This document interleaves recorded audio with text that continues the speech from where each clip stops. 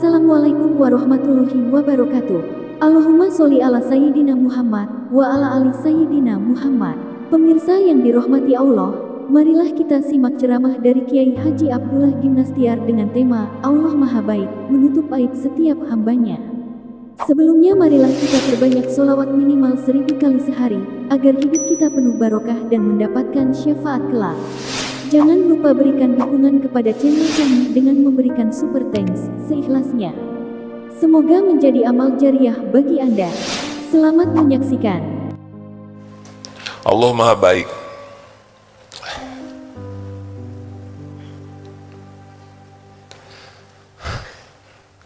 Allah tutup-tutupi terus kekurangan kita, kesalahan kita, aib kita,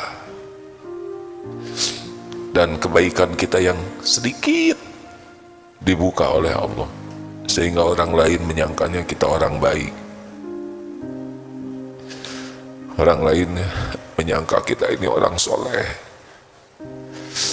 padahal Allah tahu persis semuanya. Astagfirullahaladzim. Keburukan kita ditutupi, kebaikan kita yang sedikit dibuka. Supaya apa kira-kira? Supaya kita bisa tobat. Wasari'u ila magfiratim mir rabbikum wa jannah, supaya bersegera kepada ampunan Allah dan sorga yang luasnya seluas langit dan bumi, uiddat lil muttaqin, yang disediakan bagi ahli takwa. Jadi orang lain belum tahu itu adalah kesempatan bagi kita tobat, bukan karena kita hebat. Jadi kalau kita ingat dosa dan orang lain tidak tahu, cepat tobat. Itu hikmahnya. Yang kedua, kalau kita dihormati orang, jangan kemakan. Kalau orang lain hormat ke kita, orang lain kagum ke kita, orang lain memuji kita, orang lain mengagumi kita, ingat apa yang Allah tutupi. Ingat apa yang Allah tutupi.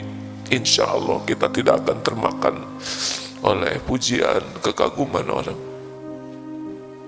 Orang menghormati kita, tutup dari Allah yang dihormati itu. Jangan menikmati sesuatu yang tidak ada pada diri kita. Yang ada itu aib, dosa, keburukan, kejelekan. Tutupi oleh Allah. Allah gerakan orang menghormati kita, supaya kita, ya Allah terima kasih engkau tutupi.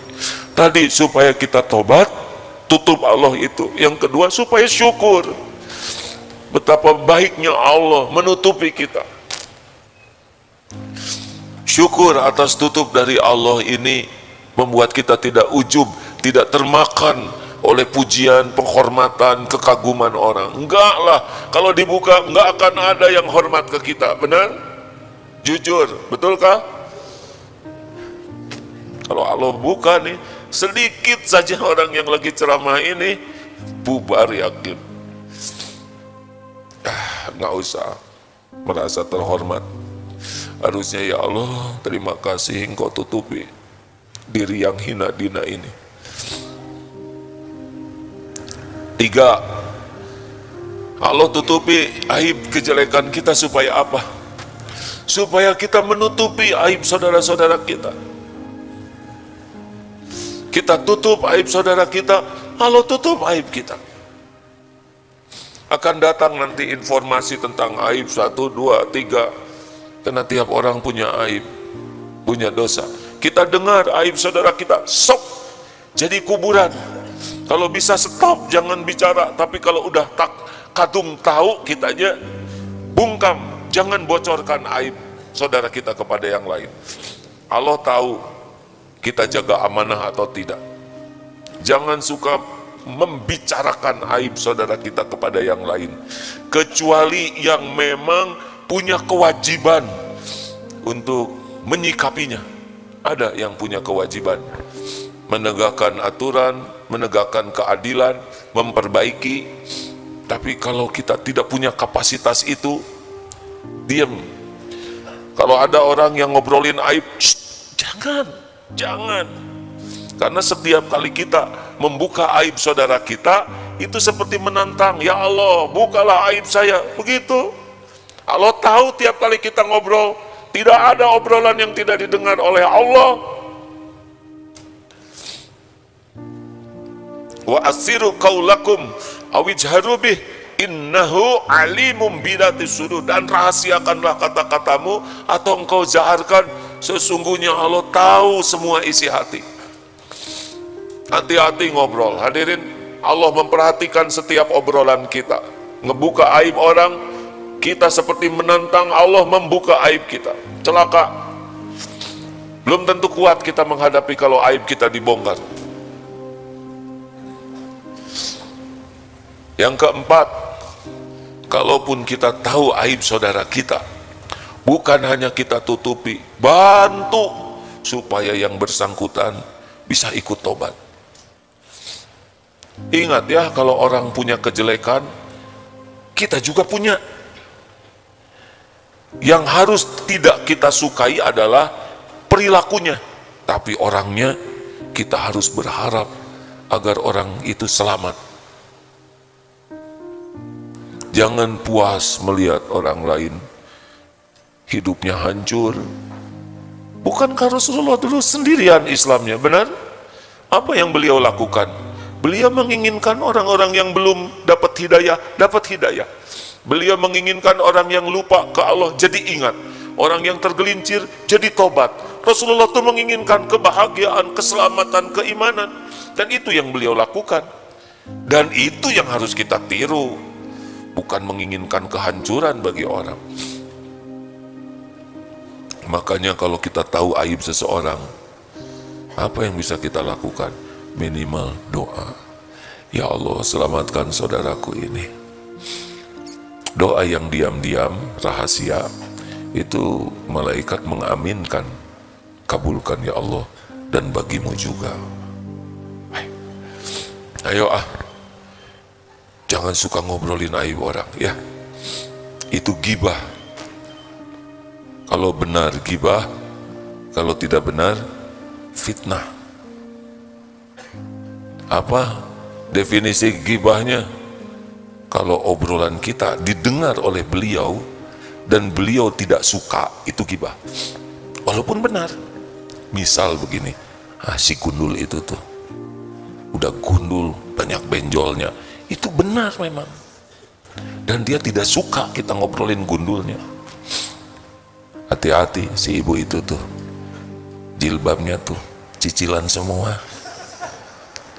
Ibu itu nggak suka gibah ini.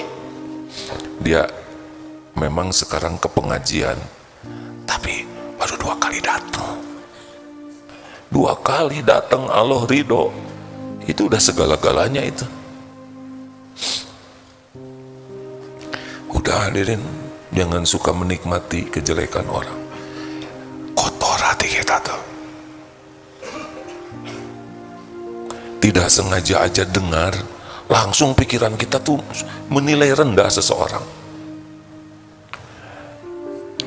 Saya sih nggak niat ngasih tahu ya. Niat dia tuh sebetulnya masa lalunya kurang baik. Ya begitulah, sudah banyak maksiatnya. Sekarang dengar begitu, ketika disebut nama orang itu, pikiran kita bersih atau kotor? Langsung, oh ini ahli maksiat. Apalagi kalau reuni, tiba-tiba berbisik, bro, dia sudah meninggalkan dunia hitam. Langsung nyangkanya ahli maksiat. Padahal maksudnya uban itu hadir. Jadi yang hitamnya sudah hilang, tinggal uban. Bisa error nih otak kita. Tuh teman kamu tuh, hati-hati aja, dia playboy cap 2 cula. Langsung otak kita error, benar? Padahal belum tentu benar. Kalaupun benar dia pernah melakukannya waktu SMA, nah sekarang udah aki-aki. Udah berapa banyak sholatnya, berapa banyak dia bertaubatnya. Kenapa kita kekunci oleh kesalahan orang waktu SMA dulu? Ya dia nyolong, kamu tahu dari mana? Kan sama saya nyolongnya. Wah,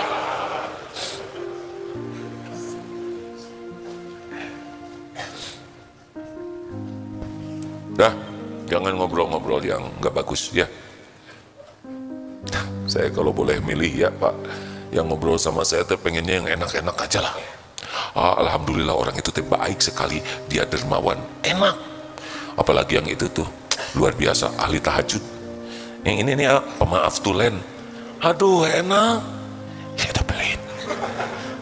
Wajahnya udah menyesuaikan dengan kata-kata. Bu, jangan ngomong-ngomong ya sama dia, sebab saya udah janji gak akan ngomongin ibu gitu. Hei, gibah itu udah menjadi kebiasaan sebagian besar umat kita, merasa enteng. Jangan suka menikmati kekurangan kesalahan saudara kita. Kalaupun sudah keburu dengar, tutup husnuzon, mungkin sudah berubah, mungkin sudah diampuni oleh Allah, mungkin kebaikannya lebih banyak. Jangan-jangan dosa itu yang membuat beliau taubat nasuha dan beliau jadi dicintai Allah. Innallaha yuhibbut tawwabin wa yuhibbul mutatahhirin. Sesungguhnya Allah mencintai, sangat cinta kepada orang yang taubat dan mensucikan diri. Siapa tahu dosa itulah yang mengantarkan. Berapa banyak yang gara-gara dosanya jadi dekat dengan Allah. Benar? Benarkah hadirin? Husnuzon saja supaya hati kita tetap baik. Orang itu ngomongin loh. Shh. Jangan ngomongin ini, bukan apa-apa, ini penting loh. Di depan memang dia baik, di belakang shh. Sana kalau mau ngomongin orang sudah sama tembok aja. Kalau dia ngotot, husnuzon, jangan begitu. Siapa tahu salah dengar. Oh enggak salah dengar. Ini asli. Saya dengar dengan, ya mungkin dia waktu ngomong itu lagi emosi. Enggak emosi. Dia lagi santai kok ngomongnya begini. Mungkin udah robah, belum robah. Kan barusan. Ini namanya kompor sejati. Ini ada kompor gas ini. Bisa kebakar kita punya teman kayak gitu. Rugi. Gak ada untung.